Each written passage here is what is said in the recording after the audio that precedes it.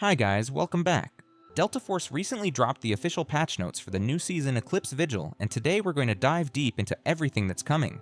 There are some exciting changes, including controller support for Warfare mode, tons of quality of life improvements, weapon balancing, operator skill adjustments, and much more.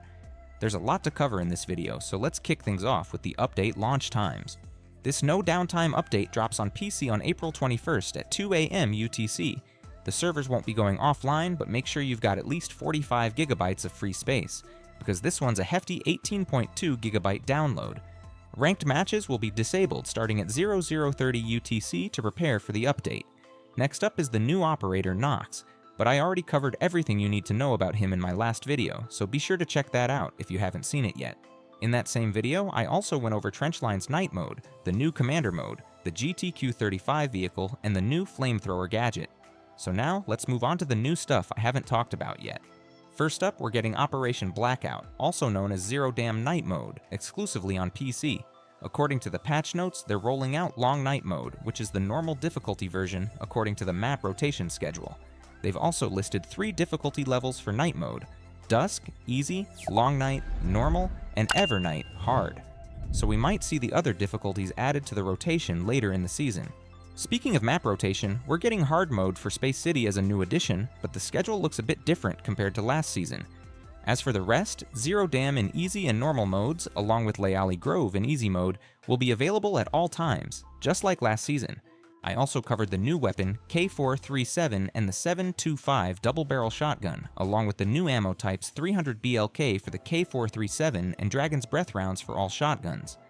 However, the composite bow that was available in the test version didn't make it into this update. We're also getting 3 types of night vision helmets, 2 gold rarity and 1 red rarity. If you're planning to craft the gold ones yourself, here are the recipes for both. They are introducing a brand new leaderboard system, which is divided into global and friends leaderboards, each showcasing the top 100 players. In operations, players are ranked by overall rank, extraction value, and total operator kills. Meanwhile, Warfare has 4 ranking metrics: merit, operator kills, capture point contribution, and healing contribution. Also, season missions are getting a full reset, and all progress from Season 3 will be wiped, and any remaining safe box access or 3x3 trial cards from past seasons will expire. And Season 4 brings in an all-new mission line with a massive set of 77 new missions to tackle. There are also key changes to how missions work. Now, once a mission reaches complete status during a match, it won't be lost due to extraction failure or leaving early. Now, let's talk about the Warfare combat changes and level improvement. The Threshold map, Attack Defense, is getting a major overhaul. First off, a new map event has been added where the C1 sector can now be completely destroyed after being hit by multiple guided missiles, turning it into a neutral objective. If the attacking team's troop strength in Zone C drops below 75, air support bombing will trigger and open up a new route to C2. The C2 area is also getting some balancing. Plus, assault vehicle cooldowns for attackers have been reduced to 40 seconds, and guided missile score requirements have been lowered to 17,000. Threshold's King of the Hill mode is also being adjusted, with assault vehicle cooldowns dropping to 40 seconds for both sides, and the wheeled tank destroyer being swapped out for the new light tank GTQ-35. On the Trench Lines map, the left mountainside area has been expanded and optimized for better engagements, and the PC version of King of the Hill now includes a new capture zone and a larger playable area. In Attack Defense mode, the attacker's wheeled tank destroyer in the 4th sector has been replaced with GTQ-35. Trainwreck sees similar changes, as GTQ-35 is now available in both Attack, Defense, and King of the Hill modes. Before we move further, let's hear a word from the sponsor of today's video. Struggling with high ping, lag spikes, or low FPS in Delta Force? You're not alone.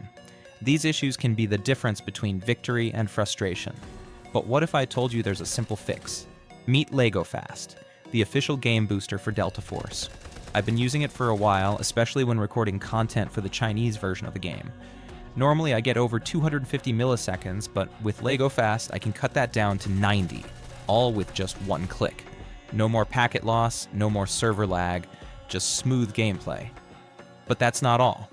LegoFast boosts your FPS by optimizing your system, and even allows you to overclock your GPU, while allowing you to switch servers to any region effortlessly. Just pick your preferred server and node, hit boost, and you're set. And if you're struggling with map knowledge, their interactive overlay map shows spawn points, all loot locations, and extractions for all operations maps, including tough ones like Space City and Brackish. Whether you're a seasoned player or just starting out, this feature gives you the upper hand, helping you navigate the battlefield like a pro. LEGO Fast isn't just for Delta Force. It works with thousands of PC and console games like Call of Duty, Fortnite, Valorant, Apex, Marvel Rivals, Counter-Strike, and many more. So no matter what you play, LEGO Fast has you covered. Want to try it for yourself? Grab the free trial using the link in the description or pinned comment, and use code DASH for 30% off when you subscribe. Big thanks to LEGO Fast for sponsoring today's video. Back to the video. Building destruction is now more dangerous, with shattered debris capable of inflicting damage on characters. Recon helicopter and LAV vehicle redeployment times have been standardized to 150 and 90 seconds respectively. Across several maps, Ascension, Cracked, Trench Lines, and Trainwreck in Hill of Iron mode, the number of main battle tanks has been reduced to 2 on PC and 1 on mobile, while 2 light tanks are being added for PC and 1 for mobile. The post-match results screen has also been upgraded, now offering detailed mission tracking and progress across multiple categories like Armory, Operator Growth, Achievements, Recruitment, and Appearance Collections.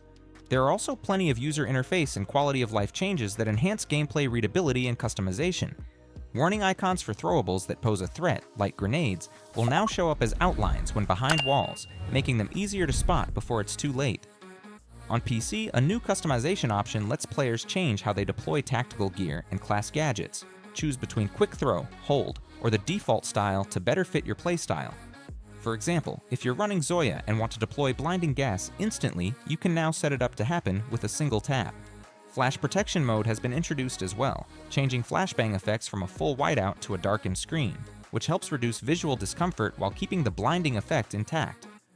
And I personally love this feature, as I no longer needed to get blinded every time I get hit by those flash drones. And last but definitely not least, if a magnetic bomb gets stuck on you during combat, there will now be a clear icon above your character to let you and your team know you've got a problem to deal with immediately. In Operations mode, combat audio has also been upgraded. Directional sound logic has been optimized, and object-based binaural audio has been added for more immersive 3D positioning. Players can now enable this feature through the settings menu under audio by toggling the HRTF option. It's especially helpful in multi-level structures where distinguishing whether footsteps are above or below you is now much clearer. The lean peak firing mechanic has also been refined, ensuring opponents can no longer abuse angles that expose only minimal parts of their body. Vaulting has been improved too, reducing the movement penalties tied to that action and making transitions over obstacles feel smoother and more responsive. Several balance tweaks have been made to the Zero Dam map, while item visuals like the micro-reactor and portable military radar have been resized for better in-match clarity. New item inspection animations have been added for collectibles such as the Spinosaurus claw fossil, infantry fighting vehicle model, portable radar, video camera, and luxury mechanical watch, giving players a bit more flair when checking out their loot. PC players are getting the quick throw option for operations as well. And also, the flash protection mechanic and magnetic bomb indicator are also coming to operations mode. The Brackish Boss Blue Eagle helicopter has also received attention. Its crash site logic has been improved to prioritize areas closer to where it was shot down, with the Operation Broken Wings always landing at the helipad. Additionally, the patrol routes and rocket missile damage display have been updated for better clarity, though the damage values themselves remain unchanged. Let's move on to system improvements across both modes. The mode selection panel has been cleaned up visually, and a quick join button for active events has been added for faster matchmaking. The operator profile upgrade now requires fewer missions for completion, with a more balanced difficulty curve overall. In the gunsmith system, players can now preview sight reticles before applying them, plus a new filter tool makes it easier to sort attachments based on specific attributes. Weapon recommendations have been updated as well. Share codes have become easier to use within chat channels, letting players copy or send them with a single tap. In the collection section, selection packs can now be opened in custom amounts for greater control. For new and returning players, the PC version now features detailed tutorials that cover everything from extraction points and system mechanics to voice-guided instructions for smoother onboarding. The friend system has gotten a bit more personal too, with a new friend note feature that lets you add customized labels or remarks to your friend list entries. Over in the Mandelbrick market, you can now place pending purchase orders, add deluxe appearances and charms to your watch list, and enjoy a smoother process when buying older Mandelbrick items. Plus, a fun new cosmetic option has arrived. Players can now enter matches with random firearm appearances enabled for added variety and surprise. Now let's move on to Warfare Mode specific changes. The scoreboard now offers more accurate contribution breakdowns across various roles. Healing scores now factor in both healing and rescue actions. Capture contributions are based strictly on objective captures. Engineer support includes fortifications and vehicle-related actions. And tactical contributions come from operator gear and call-in attacks. Distance information has been removed from friendly indicators, and the way names and icons scale with distance has been tweaked for a cleaner HUD. End-of-match grade results are more informative too, now showing remaining double score effects and bonus score amounts, along with any active score protection benefits and their remaining uses. Controller support is also coming, with Xbox controllers now able to connect via Bluetooth. For PlayStation 5 and most third-party controllers, a 2.4 GHz or wired connection is required. However, full controller support is still in development, so functionality may currently vary according to the officials. The Operations is also getting a ton of system improvements, starting with a rework to the cheater kill compensation system. Not only has the algorithm for compensation range been optimized, but it can now retroactively track and compensate matches from earlier periods. The auction house interface has also been upgraded. You can now interact directly with the price histogram to jump to specific pricing tiers, and if the same item is available at a lower rate in the supply station, the game will automatically buy it at the cheaper price. No need to double-check both listings manually. Several adjustments have been made to the exchange and producing recipes as well. Profits for limited-time items in the T and E lab have been increased, and the drop rate for rare research items like keycards has seen a significant boost. There's even a small chance to obtain materials for crafting level 6 combat supplies now. Some of the more advanced optics, like holographic thermal vision and combat thermal sights, have had their crafting and exchange recipes adjusted, and new night vision device recipes have been introduced. Meanwhile, the Olight Warrior 3S tactical flashlight and its crafting materials have been added to the auction house, making it easier for players to build high-end flashlight gear. The Black Sight crafting system has also gotten some polish. New UI tips, quick material refill, recipe marking, and a finished product price preview are now available. You can now apply default weapon appearances directly with gear tickets, and when purchasing gear like ballistic vests or meds, you can even choose the durability level you want. Your loadout system has been made smarter too. Expired safebox loadouts now prompt reminders, and night missions will offer loadout suggestions. Elite gear ticket distribution has been optimized, and the quick exchange feature now shows item prices, sold-out notices, and improved carry restriction text. Let's move into weapon balancing, starting with the M250 machine gun. Its hipfire damage in both modes has dropped from 55 to 45, and in Operations, its abdomen damage multiplier is down from 0.9 to 0.7. Next, let's move on to Operations mode. The M14 Marksman rifle also received a nerf to long-range output, with a damage falloff that now starts at 40 meters at 0.8. Its exclusive attachments saw slight stat changes too, trading raw recoil for more control. On the flip side, the SG-552 assault rifle got buffed. Its base damage jumped from 22 to 24, and armor penetration increased slightly. However, its damage drop-off zones now come sooner, starting at 35 meters instead of 55 meters, and the long-range damage drops off more steeply. Meanwhile, the AK-12 was made deadlier at range, now dealing 0.9 damage at 40 meters and 0.75 at 70 meters. The AUG received multiple attachment reworks and damage tweaks, and the headshot multipliers are now 2.0, and upper chest shots will deal 10% more damage. Its attachments now offer better control and recoil handling, while some stability and hipfire values were tweaked for balance. Other buffs include the QBZ-95, which now boasts a 2.3 headshot multiplier, and both the CI-19 and QJB-201, which were bumped up to 2.1 for headshots. For shotgun users, the chance of inflicting bleed status effects has been significantly reduced, making shotguns slightly less punishing up close. Over in Warfare side, the M250's hand damage multiplier is now 0.8 instead of 1.0, and its damage over range falls off more sharply at every distance milestone. The SR3M also got a slight nerf to both hand damage and range efficiency. More importantly, class weapon pools have been expanded. Assault classes can now use the K416, K437, and the 725 shotgun, while Hackclaw is also getting access to K416, PTR-32, 7.25 shotgun, and S12K. Also, Luna gains access to the PTR-32 and QBZ-95. Engineers can now use the AK-12, QBZ-95, and 7.25 shotgun, and support classes also gain the 7.25. Lastly, a number of quality of life fixes round out this patch. A strange firing bug with the PKM when using certain low-power scopes has been fixed, and reload timing has been improved to make animations feel smoother. Flashlight visibility has been upgraded for night maps with better range, brightness, and beam angles. The third-person flashlight glare has also been reduced to help stealthy players stay concealed more easily. Finally, we have operator balance changes. Starting with Suniva, he's received a substantial set of buffs and mechanical tweaks. In both modes, his EOD set cooldown has been reduced from 60 seconds to 45, and his blast shield removal animation has also been updated, as now he takes off his helmet first, followed by the shield, making the transition feel more grounded and immersive.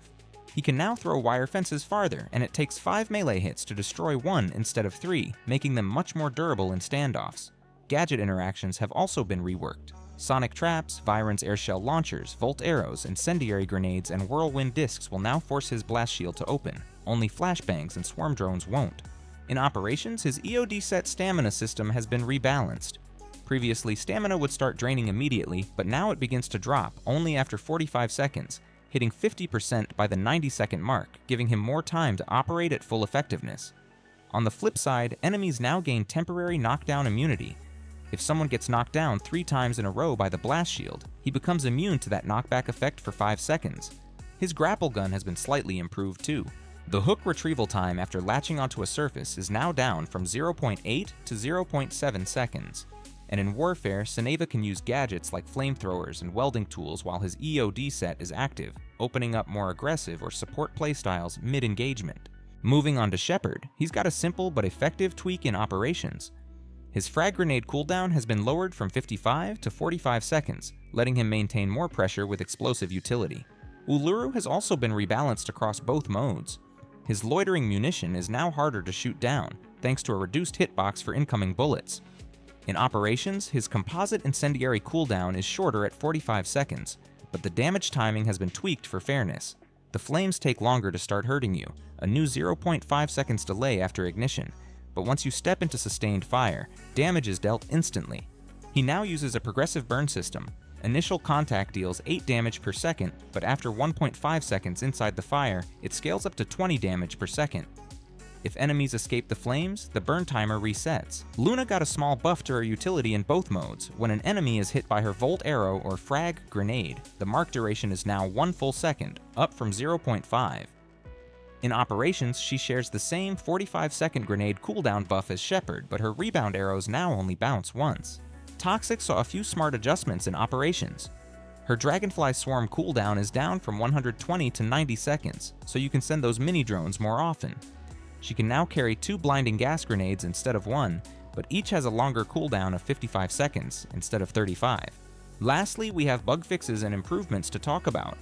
Hackclaw's passive ability, Silent Step, now activates correctly, and Viren's dynamic propulsion no longer behaves inconsistently. Suniva also received multiple bug fixes, as his shield will now appear in the correct position, his observation window will display accurate HP values, and his shield bash now deals the correct amount of damage. In Warfare mode, objective scoring has been adjusted as follows. In King of the Hill, ally captures now grant 150 points instead of 50. And on the Trainwreck map, attack line and hold the line scores have been increased from 25 to 35 and 50 to 60 respectively. And finally, Raid Serpentine mode is going away after the update. And that's all for today's video, and make sure to leave a like and subscribe to the channel for more content like this. Until next time, take care and happy gaming.